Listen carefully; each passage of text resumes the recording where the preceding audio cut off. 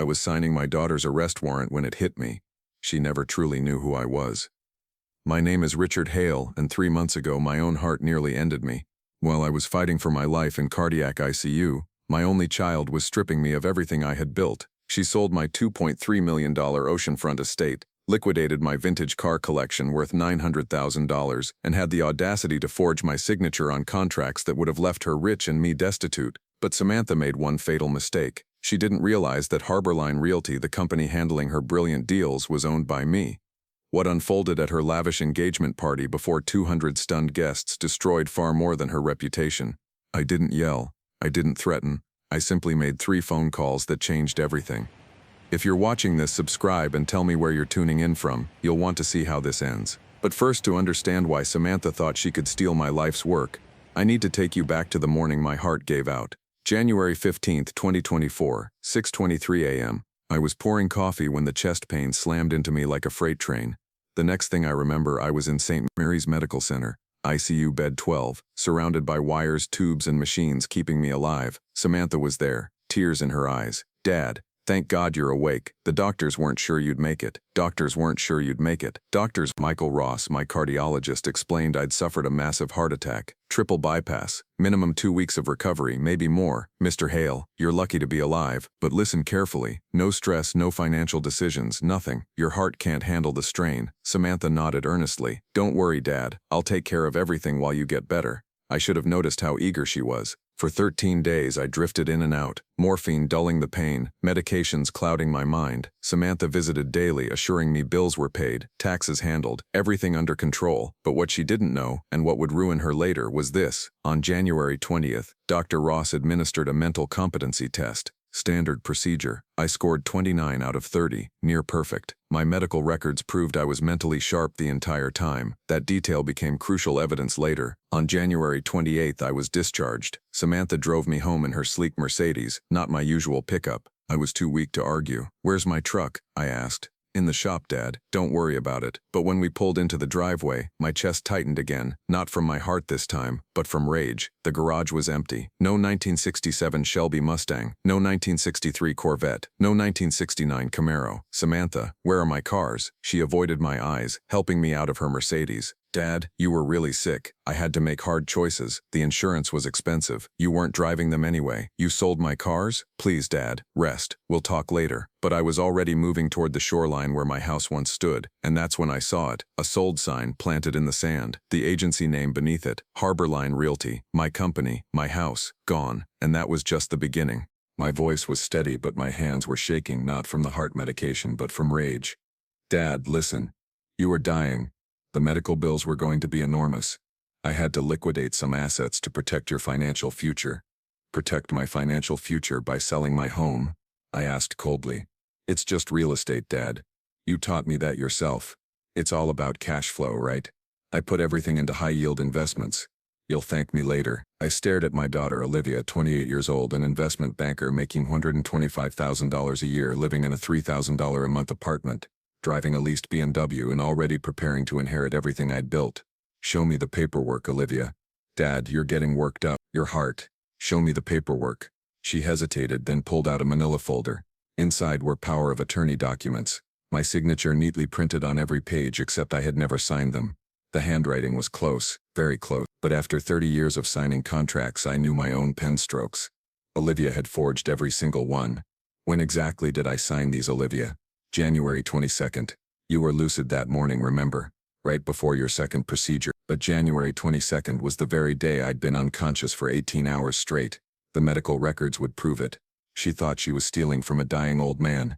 What she didn't realize was that she had just declared war on the most powerful real estate mogul in the Outer Banks, and she was about to find out exactly who her father really was. I didn't sleep that first night home. Instead, I sat in my kitchen, the only room Olivia hadn't touched, and calculated exactly what I was facing.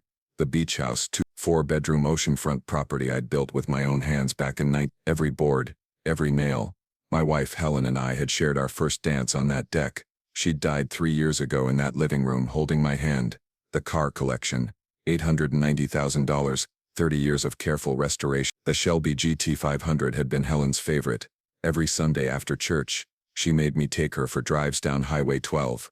Combined theft, $3.119 million more than most people would ever see in a lifetime. But the money wasn't the real problem. If I stayed silent, Olivia would think elder abuse was acceptable. She had already proven she would forge legal documents, lie to medical professionals, and steal from her own father's deathbed. What would she do to the next vulnerable person who crossed her path? Worse, the rest of the family was watching. My nephew Ryan, my brother-in-law Daniel. If Olivia got away with this, it would send a clear message. Richard Hale was weak, finished, fair game. But then I pulled out something that made my blood run cold. Helen's final letter, the one she'd written before the cancer took her. I had kept it locked in my safe along with my will and business papers. Richard, she'd written, I know you'll want to give Olivia everything, but make her earn it. Make her prove she understands the value of what you've built. Don't let her become the kind of person who takes without giving back. Helen had seen something in Olivia that I had refused to see, or maybe I had chosen not to. The next morning, I called my estate attorney Margaret Lawson. She and I had been business partners for 20 years. Together we had grown Hale Coastal Properties from a single rental home into a $34.2 million empire. Richard, thank God you're alive, she said. Olivia told me you were touch and go for weeks. Margaret, I need you to run some numbers for me. Quietly. Of course, she replied. What do you need? Margaret asked. I want to know exactly how much Olivia has cost me. And I want to know if Hale Coastal Properties handled any transactions while I was in the hospital. 3 hours later, Margaret called back. Her voice was tight. Richard, we need to talk in person now. When she arrived at my kitchen table, she brought a stack of documents 6 inches thick. Olivia came to our office on January 22nd, she said. Claimed she had power of attorney. Wanted to liquidate your non-performing assets to pay medical bill. Did you verify the documents? I asked. Our junior associate handled it, Rebecca Martinez. She's new, only 6 months with the firm. Olivia was very convincing. Said you were unconscious. Massive debt from surgery, insurance wouldn't cover everything. Margaret spread out the papers. Sales contracts, transfer documents, commission statements. Richard, Hale Coastal Properties handled both sales, the house and the cars. Olivia specifically requested our agency. How much commission did we make? 6% on the real estate, $38,000 plus a flat $115,000 finder's fee for the car collection. Total, $53,000. I started laughing. Actually laughing. Margaret, do you understand what this means? That Olivia is an idiot? She asked. It means my daughter just stole from me using my own company. She forged power of attorney documents to sell my property through my own real estate agency. She literally paid me to help her commit fraud against me. Margaret's eyes widened. Oh my God, Richard. This is perfect. Olivia has no idea you own Hale Coastal Properties. She thinks it's just some random agency that gave her a good deal. We spent the next 2 hours going through every detail. The forged signatures, the medical timeline proving I was unconscious when I supposedly signed the documents, the fact that Olivia had specifically chosen my company without knowing it was mine. Margaret, here's what I need you to do. I want you to document everything. Every phone call, every meeting, every lie Olivia told your staff, and I want you to pull the security camera footage from January 20. We have her on camera, front desk, conference room, parking lot, everything. Richard, what are you planning? I looked at Helen's letter again. I'm going to give Olivia exactly what she's earned, but first, I need to wait for the right moment. When will that be? Her engagement party. March 3rd. Ocean View Country Club. 200 guests. Olivia specifically invited me to show everyone how well I'm recovering. Margaret understood immediately. You're going to expose her publicly. I'm going to let her expose herself. All I have to do is ask the right questions in front of the right people, and if she denies everything. I pulled out my phone and showed her the voice recording app. I've been recording every conversation since I got home. Olivia has confessed to everything at least 6 times. She just doesn't realize it yet. The stakes were clear now. This wasn't just about money. This was about justice. February 3rd. Olivia came over for what she called our financial planning meeting. She brought a laptop, a stack of investment reports, and the condescending smile she'd perfected since college. Dad, I know you're upset about the house and cars, but let me show you the numbers. She opened her laptop on my kitchen table. Spreadsheets everywhere, colorful charts, the kind of presentation she probably used to impress clients at her investment firm. See, I liquidated $3.119 million in depreciating assets. Depreciating assets? I repeated. Real estate is flat in the Outer Banks, Dad. Has been for 2 years. And classic cars? Total money pit. Insurance maintenance. Storage costs. I let her talk. I wanted every word recorded, but look at this. She clicked to another screen. I moved everything into emerging market funds. Conservative estimate. 12% annual return. That's $38,800 per year in passive income. Where's the money now, Olivia? Safe. Diversified portfolio. I opened accounts in your name. Obviously. Wells Fargo Private Banking. They specialize in high net worth recovery situations. Show me the statements. Dad, you don't understand modern investing. It's all digital now. Real-time analytics. Algorithmic trading. Your old school real estate approach is dead. That's when I knew she was lying. Olivia was talking like someone who'd watched too many YouTube videos about day trading. She had never once mentioned algorithmic trading in her life. Olivia, I want to see my money. Dad, please trust me. I'm a professional. You're a loan officer at a regional bank. I'm an investment banker. She shot back. You process car loans and small business applications. Her face flushed. The mask was slipping. Dad, I have a finance degree. I understand market. You buy old houses and rent them out. That's not investing. That's being a landlord. There it was, the disrespect I'd been waiting for. Olivia, what exactly do you think I do for work? You're retired, Dad. You collect rent checks and complain about tenants. And before you retire, construction. Right? You built houses. I almost felt sorry for her. My own daughter had no idea who I was. How do you think I could afford a $2.3 million beach house on a construction worker's salary? Dad, you inherited Grandpa's money. Everyone knows that. My father died broke in night, but Olivia had built an entire fantasy around my success. In her mind, I was just a lucky old man who'd inherited wealth and stumbled into real estate. Olivia, show me the bank statements. Dad, you're getting worked up again. Remember what Dr. Ross said about stress? I'm not stressed. I'm curious. Show me where my $3.119 million invested. She closed the laptop. I'll email you the reports. Let's talk about your recovery instead. Open the laptop, Olivia. Dad, open it. Fine. She clicked back to the spreadsheets, but I was watching her hands, nervous, trembling slightly. Olivia, these are templates. Stock photos from an investment website. What? Look at the date stamp. These screenshots are from January 15th. The day I had my heart attack, before you sold anything. Her face went pale. Dad, these are projections. Forward-looking analyses. Where's my money, Olivia? Silence. She stared at the screen like it might give her an answer. I'm going to ask you one more time. Where is the $3.19 million from selling my house and cars? It's invested. Like I said. In what? Emerging markets. Which markets? Asian development funds. Name one. Dad, why are you interrogating me? I'm trying to help. Name one fund where my money is invested. The Pacific Growth Initiative. I pulled out my phone and Googled Pacific Growth Initiative. No results. Olivia, that fund doesn't exist. It's new. Exclusive access through Wells Fargo Private Banking. I dialed Wells Fargo on the spot and put it on speaker. Wells Fargo Private Banking. This is Jennifer. How can I help you? Hi, Jennifer. This is Richard Hale. I'm calling to check on my Pacific Growth Initiative investment. I'm sorry, sir. I'm not familiar with that fund. Can you provide your account number? Olivia lunged and grabbed my phone. Sorry. Wrong number. She hung up. We stared at each other across the kitchen table, father and daughter. But I was looking at a stranger. Olivia, you spent it, didn't you? Dad? No. It's complicated. There are holding periods. Liquidity restrictions. Olivia, you gambled it away. I invested it. In what? Your lifestyle? Your BMW lease? That engagement ring you can't afford?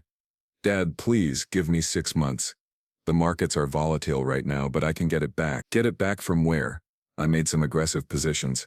High risk, high reward. It's temporary. How much is left? It's not about what's left, it's about potential returns. How much, Olivia? Dad, how much? Maybe 2, but that's just cash on hand.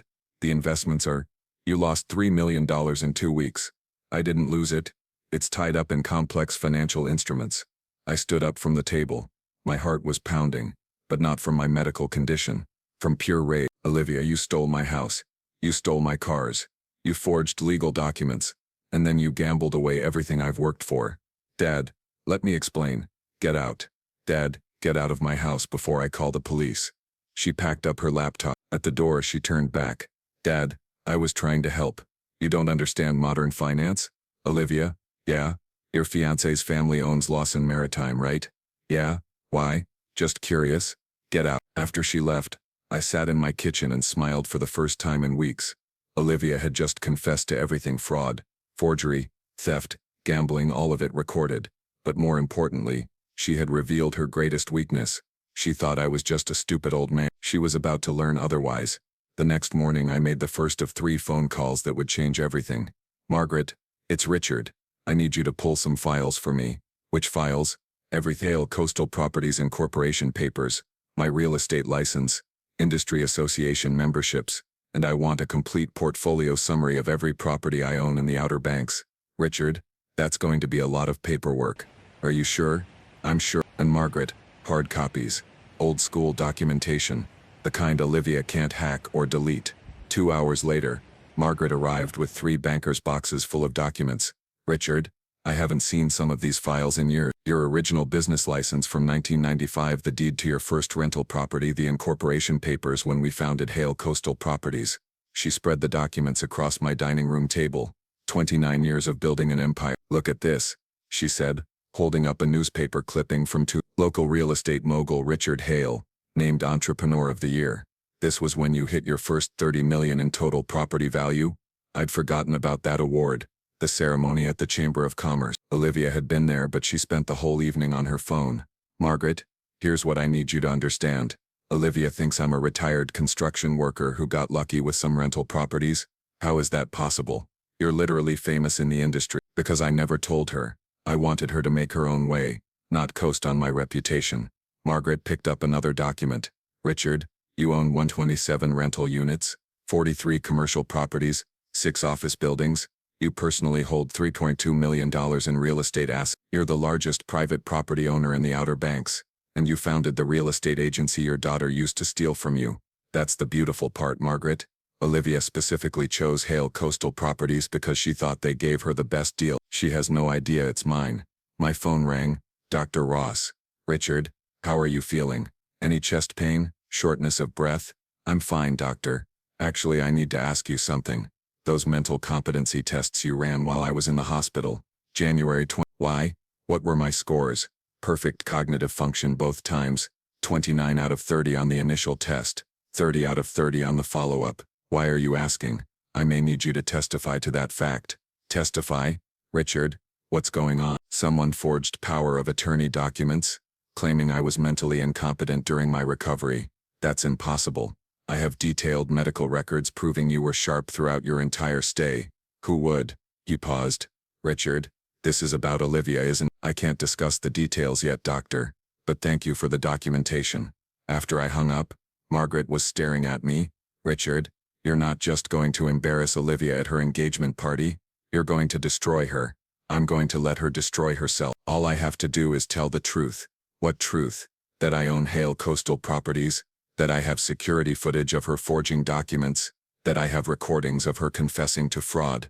My phone rang again. Unknown number. Miss Hale, this is Elena Rodriguez, private investigator. Margaret Lawson hired me to do some background research. What kind of research? Financial forensics.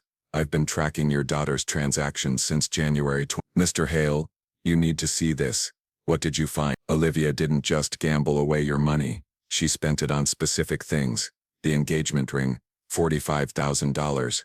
BMW lease payments, $18,000.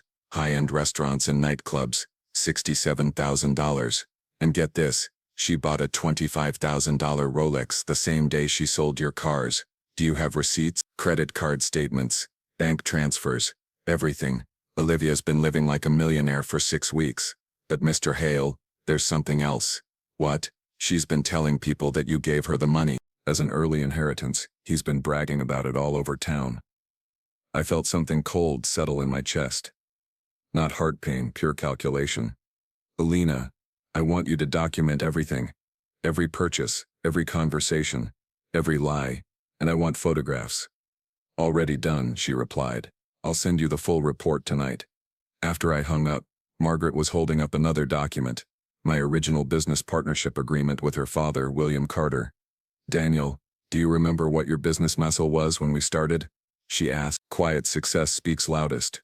You've spent 30 years building power without showing it off. Adrian has no idea who he's dealing with. That's about to change. When? His engagement party is in 3 weeks. He specifically asked me to give a toast about how proud I am of his financial management. Margaret smiled. He's going to give you the perfect opening. I'm going to give him exactly what he asked for. A toast about his financial management in front of 200 people, including his future in-laws, his co-workers, and every business leader in the Outer Banks. Daniel, this is going to be nuclear. I looked at the boxes of documents, 3 decades of proof that I wasn't just Daniel Hayes, retired construction worker. I was Daniel Hayes, real estate mogul, founder of Carter Coastal Properties, the man who owned half the Outer Banks. Margaret, Adrian wanted to play financial games with a stupid old man, and he's about to discover he's been playing chess with the Grand Master.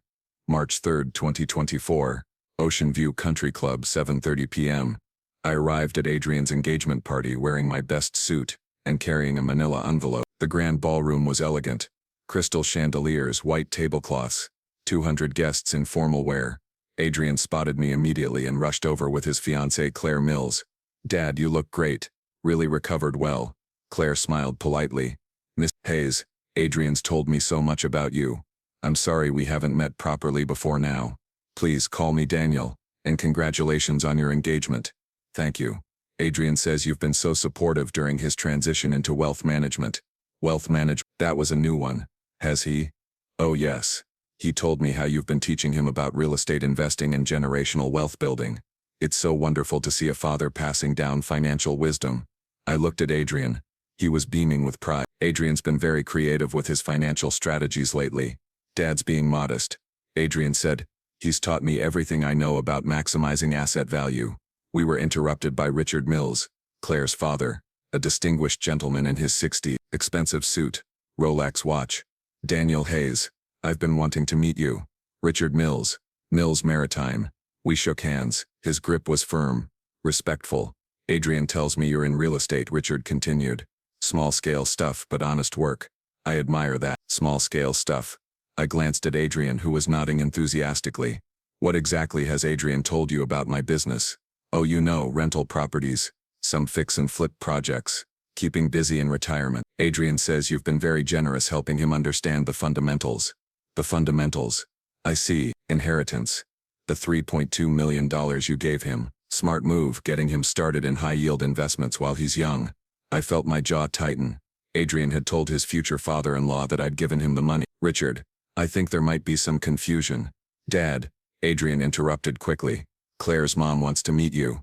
Patricia Mills approached with 2 champagne glasses. Elegant woman, expensive jewelry. The kind of confidence that comes from generational wealth. Daniel, how lovely to meet you. Claire is absolutely smitten with Adrian. And we're so impressed with how well you've done for yourself. Thank you, Patricia. Adrian tells me you started with nothing and built a nice little portfolio of rental properties. Very inspiring. Self-made success stories always are. Little portfolio. I was starting to understand Adrian's narrative. He'd painted me as a minor landlord who'd gotten lucky, then generously shared my windfall with him. Mom, Claire said, Adrian was just telling me about the beach house. Smart financial move, right, Dad Hayes? All eyes turned to me. Adrian's face was hopeful, expectant. The beach house sale was certainly educational. Adrian explained how you decided to liquidate non-performing assets. Patricia continued. Very sophisticated thinking. Most retirees just hold on to property for sentimental reasons. Sophisticated thinking, I repeated. And moving everything into emerging market funds. Richard added. Brilliant. Ethan clearly learned from the best. I looked around the circle. Ethan's fiancée, her wealthy parents, all of them believing I was a simple old man who had stumbled into some money and wisely turned it over to my brilliant son. Dad, Ethan said, raising his champagne glass. I know this is informal, but I wanted to thank you publicly for trusting me with your financial future. Other guests began gathering around us.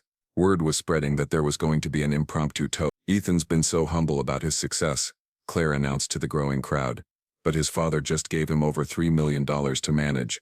and he's already generated incredible returns. Murmurs of approval rippled through the audience. Impressed nods. Someone started clapping. Speech. Speech. Someone called out. Ethan looked at me expectantly. Dad, would you like to say something about our partnership? The ballroom was quieting down, all 200 guests turning to look at us. Ethan's moment of triumph, his chance to be publicly praised by his father for his financial genius. Actually, I said, pulling out my phone, I'd love to share something Ethan said to me just last week. I found the recording from our kitchen table conversation and pressed play. Ethan's voice filled the room through the ballroom sound system. Dad, you don't understand modern finance. Your old-school real estate approach is dead. Confused murmurs spread through the crowd. Ethan's face went pale. I stopped the recording. That was my son explaining why he sold my house and cars without permission while I was recovering from heart surgery. The ballroom went silent. You could hear ice clinking in glasses. Ethan, I continued, my voice calm and clear, would you like to tell everyone how you generated incredible returns on my money? Dad, please, would you like to explain how you turned $19 million into $200,000 in 6 weeks? Gasps echoed through the crowd. Claire grabbed Ethan's arm. Ethan, what is he talking about? Claire, I can explain. Is it true? Ethan looked around the room, 200 pairs of eyes staring at him. His future in-laws, his co-workers, business leaders from across the Outer Banks. I was trying to help Dad with his finances. He was sick, confused. Ethan, I said quietly. I scored 29 out of 30 on mental competency tests while I was in the hospital. Dr. Harris is here tonight. Would you like him to verify that? Dr. Harris stepped forward from the crowd. I can confirm that Mr. Reynolds showed perfect cognitive function throughout his recovery. So, the power of attorney documents were forged. I continued. The sales were unauthorized, and the money was stolen. Ethan's world was collapsing in real time. Claire had stepped away from him. Her parents were whispering urgently to each other. Guests were pulling out their phones. But here's my favorite part, I said, smiling for the first time all evening. Ethan specifically chose Seabreeze Coastal Properties to handle the sales of my stolen property. I pulled out the final document from my envelope. Business and corporation papers. Seabreeze Coastal Properties, founded in 1995 by Michael Reynolds and William Carter. Current owner, Michael Reynolds.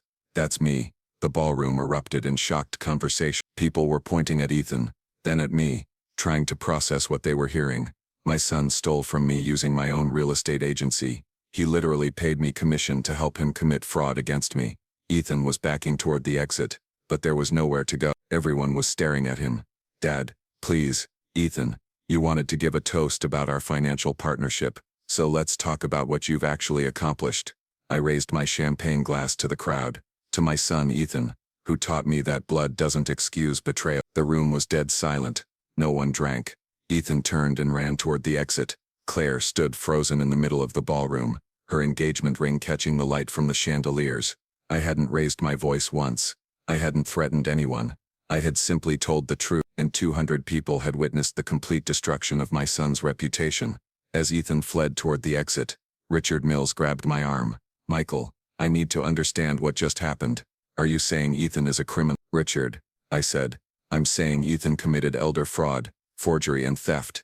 But more importantly for you, he's been lying to your family for months. What do you mean? I pulled out Elena Rodriguez's investigation report. Ethan told you I gave him $3.2 million as an inheritance. Correct. Yes. He actually stole it by forging power of attorney documents while I was unconscious from heart surgery. Then he gambled most of it away and used the rest to finance a lifestyle he couldn't afford. Claire finally found her voice.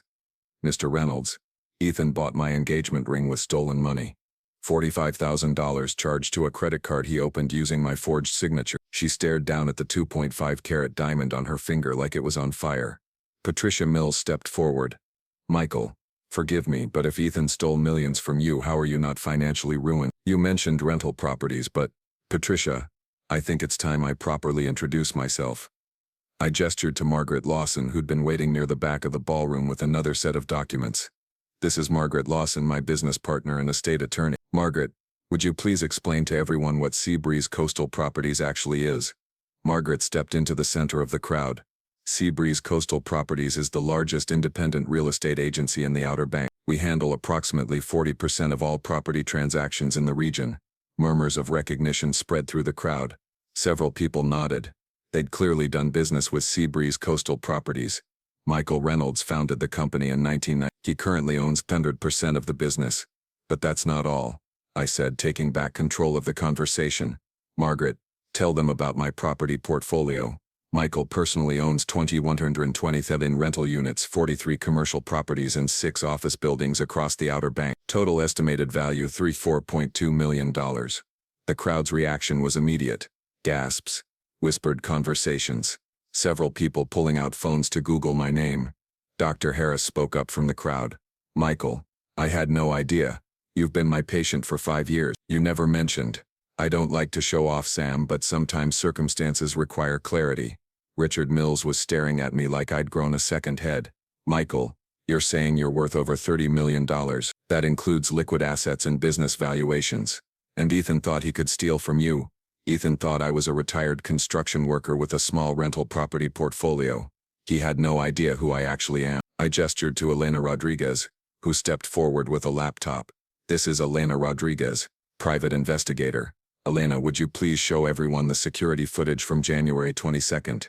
Elena opened her laptop and projected the video onto the ballroom's large screen. There was Ethan, clear as day, in the Seabreeze Coastal Properties conference room, signing documents with my forged signature. This footage shows Ethan committing fraud in my own office. I explained. He chose Seabreeze Coastal Properties because he thought they gave him the best deal on selling my stolen property. He had no idea he was paying me commission to help him steal from me. The crowd was mesmerized. Several people were recording with their phone. But Elena had found something even more interesting. Mr. Reynolds, she said, I've been tracking Ethan's spending since January 20. Elena clicked through a slideshow of receipts. The $45,000 engagement ring, the $25,000 Rolex, expensive restaurants, luxury hotels, designer clothes. Ethan has been living like a millionaire, using his father's stolen money while telling everyone that it was a generous gift. Claire was backing away from where Ethan had been standing, looking nauseated. Richard Mills turned to his wife. Patricia, we need to call our attorney. If Ethan defrauded Michael and he's engaged to our daughter. Richard, I interrupted. There's something else you should know. Ethan specifically mentioned that your family owns Mills Maritime. We do. What does that have to do with anything? I smiled. Margaret, what can you tell us about Mills Maritime's current financial situation? Margaret consulted her notes. Mills Maritime leases their primary office building and warehouse facility from Seabreeze Coastal Property. They're currently 3 months behind on rent payments, owing $121. Richard's face went white. You're our landlord. I'm your landlord. And if your future son-in-law is a convicted felon, that might affect our business relationship. The implications hit Richard immediately. His daughter was engaged to a criminal who'd been living on stolen money. His family business owed money to the victim of that crime. And the victim happened to be one of the most powerful real estate moguls in the region. Michael, Richard said carefully, what do you want from us? I want the truth. Ethan has been lying to your family, using you to legitimize his stolen wealth. Your victims too. Claire finally spoke up. Mr. Reynolds, I need to ask you directly. Did Ethan steal from you? Yes. Did he forge legal documents? Yeah. Did he lie to my family about how he got the money? Yes. She pulled the engagement ring off her finger and set it on the nearest table. Then this engagement is over. A ripple of approval went through the crowd. Several people started clapping. Patricia Mills approached me. Michael, I am so sorry. We had no idea. Ethan seemed like such a successful young man. Patricia, Ethan is successful. He successfully committed fraud, forgery and elder abuse, but he made one crucial mistake. What's that? He underestimated his target. Richard Mills extended his hand. Michael, I want to apologize on behalf of our family, and I want to discuss our rent situation privately. We'll get current on our payments immediately. Richard, your family did nothing wrong. You were deceived by a very convincing liar. I turned to address the entire crowd. Ladies and gentlemen, I want to be clear about something. This isn't about revenge. This is about justice. Ethan committed serious crimes, and then used this engagement party to publicly celebrate his success at defrauding his dying father. The crowd was hanging on every word. But I want you all to know I didn't come here to humiliate Ethan. I came here to give him exactly what he asked for. I pulled out a copy of Ethan's invitation to the party. Right here, Ethan wrote. Dad, I'd love for you to give a toast about how proud you are of my financial management skills. I held up the invitation for everyone to see. So tonight I gave him exactly what he requested. A public toast about his financial management skill. The crowd erupted in laughter and applause. Even Patricia Mills was smiling. And now, I said, I'm going home to call the police. As I walked toward the exit, the crowd parted like the Red Sea. People were patting me on the back, shaking my hand, asking for business card. For 30 years, I'd built power quietly. Tonight I'd used it perfectly. Ethan thought he was stealing from a weak old man. Instead, he'd declared war on the most powerful real estate mogul in the Outer Banks. And he'd lost everything in front of I drove home in silence, my hand steady on the wheel for the first time in weeks. By the time I pulled into my driveway, my phone was already ringing. Michael, it's Detective Sarah Martinez with the Outer Banks Police Department. We just received a very interesting call from Dr. Harris about potential elder fraud. Can you come to the station? I'll be there in 20 minutes. At the police station, Detective Martinez was waiting with a stack of forms and a digital recorder. Mr. Reynolds, Harris gave us a preliminary overview, but I need you to walk me through everything from the beginning. I spent 2 hours providing a detailed statement. The heart attack, the forged power of attorney documents, the unauthorized sales, the gambling losses. I handed over copies of everything: medical records, bank statements, security footage, recorded conversations. Mr. L. Walker, this is one of the most thoroughly documented fraud cases I've ever seen. Usually elder abuse victims don't have this kind of evidence. Detective, I've been building cases in business for 30 years. Documentation is everything. We'll need to arrest your son. Are you prepared for that? I'm prepared for justice. This will be a felony charge. Elder fraud, forgery, theft over 5. He's looking at serious prison time. How serious? 5 to 10 years minimum. Possibly more if he can't pay restitution. I thought about Sarah's letter. Make him prove he understands the value of what you've built. Detective, what happens if he cooperates? If he admits to everything and agrees to pay full restitution? First offense, family situation, full cooperation, maybe 3 to 5 years with possibility of parole. And if he fights it, then we go to trial with all this evidence and he gets the maximum sentence. 3 hours later, Ethan was arrested at his apartment. Elena Ramirez had been watching the building since the engagement party just in case he tried to run. The next morning, local news picked up the story. Investment banker arrested for defrauding father during heart surgery recovery. By noon it was trending on social media. Ethan's bail was set at $500,000. He couldn't make it. His credit cards were maxed out, his checking account was overdrawn, and his employer had placed him on immediate administrative leave pending investigation. From his jail cell, Ethan called me. Dad, please, I need help. Ethan, you need a lawyer. I can't afford a lawyer. Dad, I made mistakes, but I was trying to help. Ethan, stop. Every conversation we have is recorded. Don't incriminate yourself further. Dad, please, I'll pay you back every penny. With what money? I'll figure it out. I'll get a second job. Sell everything I own. Ethan, you own nothing. Your apartment is leased. Your BMW is leased. Your Rolex was purchased with stolen money, which means it's evidence in a criminal case.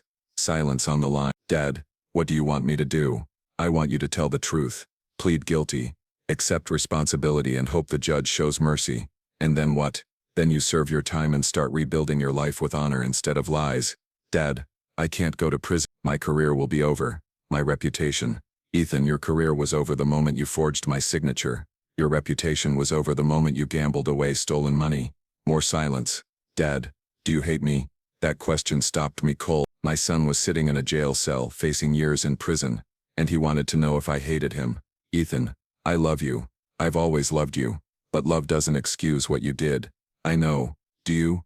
Do you understand that you committed elder abuse against your dying father? Yeah. Do you understand that you stole the money I spent 30 years earning? Yes. Do you understand that you lied to Claire's family to make yourself look successful? Yes. Dad, yes. I understand everything. Then here's what's going to happen. You're going to plead guilty. You're going to accept full responsibility. You're going to apologize publicly. And you're going to serve whatever sentence the judge gives you. And after that we'll see if you've learned anything about honor. 2 weeks later, Ethan appeared in court with a public defense. The courtroom was packed. Word had spread throughout the Outer Banks about the case. Judge Patricia Monroe reviewed the evidence. Mr. Walker, you've committed serious crimes against a vulnerable family member during a medical crisis. This represents a profound breach of trust and a callous exploitation of your father's condition. Ethan stood silently as she continued. However, I note that you've accepted full responsibility, pleaded guilty to all charges, and expressed genuine remorse. Your father has also requested that I consider the possibility of rehabilitation rather than purely punitive measures. She paused, consulting her notes. Ethan Walker, I sentence you to 4 years in state prison with possibility of parole after 2 years. You will also pay full restitution in the amount of $94,000, the difference between what you stole and what remains in recoverable assets. Ethan nodded. No tears, no protests. He'd finally understood the consequences of his action. As he was led away in handcuffs, he looked back at me one more time. Dad, yes, I'm sorry for everything. I know, son. I know. The bailiff escorted him out of the courtroom. My son was going to prison, and I had put him, but for the first time in months, I felt something I hadn't experienced since Sarah died. Peace. Justice had been served. Ethan would pay for his crimes, and maybe, just maybe, he would emerge from prison as the man I'd always hoped he could become. A man who understood that honor matters more than money. A man who earned respect instead of stealing it. A man worthy of the Walker name. The news spread like wildfire through the Outer Banks business community. By the end of the week, investment banker defrauds dying father was the lead story in 3 regional newspapers. Ethan's employer, Atlantic Trust Bank, issued a public statement. We have terminated Mr. Ethan Walker's employment effective. We are conducting a full audit of all accounts he managed to ensure no client funds were misappropriated. The bank's investigation revealed that Ethan had been living far beyond his means for over a year, constantly borrowing against future commissions and taking cash advances on credit card. His colleagues admitted they'd been suspicious of his sudden lifestyle changes, but hadn't questioned them. Claire Monroe made her own public statement. I am shocked and heartbroken to learn of Ethan Walker's criminal behavior. I had no knowledge of his fraudulent activities and have ended our engagement permanently. My family and I extend our deepest sympathies to Mr. David Walker. The engagement ring, Rolex watch, and other luxury items purchased with stolen money were seized as evidence and eventually auctioned to help pay restitution. But the most significant reverberations were in the real estate industry itself. James Porter, president of the Outer Banks Real Estate Association, called me personally. David, I owe you an apology. I've been in this business for 20 years, and I had no idea you were the David Walker who founded Walker Coastal Properties. Most people don't, James. I prefer it that way. Well, the board would like to offer you a Lifetime Achievement Award at our annual conference. Your story has become legendary overnight. My story. David, every agent in the region is talking about how you handled this situation. You could have destroyed Ethan privately, but you chose justice over revenge. You could have ruined the Monroe family for their association with him, but you protected them. You showed real class. Within a month, I was receiving calls from business leaders across North Carolina, real estate developers wanting partnerships, property management companies requesting consulting services, investment firms asking for advice. My quiet empire had suddenly become very public. Margaret Wilson was fielding interview requests from 3 different documentary producers who wanted to tell the story of the real estate mogul's ultimate revenge. David, 60 Minutes wants to interview you. So does Time. And Netflix is talking about optioning your story for a limited series. Margaret, I'm not interested in being famous. I just wanted justice for what Ethan did. I know, but David, you've become a symbol for something important. Adult children who exploit their elderly parents, the epidemic of elder fraud. You fought back and won. The legal system took notice too.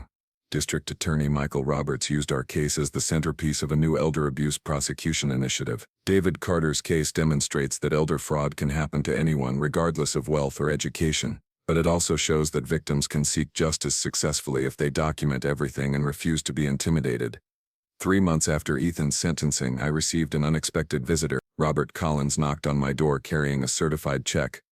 David, this is our outstanding rent balance plus a 6-month advance. Diane and I want to make sure our business relationship starts fresh. Robert, that's not necessary. Your family were victims too. Maybe so, but we enabled Ethan's lies by not asking harder questions. We should have wondered how a $185,000 a year bank employee could afford to live like a millionaire. You trusted your daughter's fiancé. That's natural. David, can I ask you something? Why didn't you destroy us along with Ethan? You could have evicted our business, ruined our reputation, made us pay for our association with him. I thought about Linda's letter again. Make him prove he understands the value of what you've built.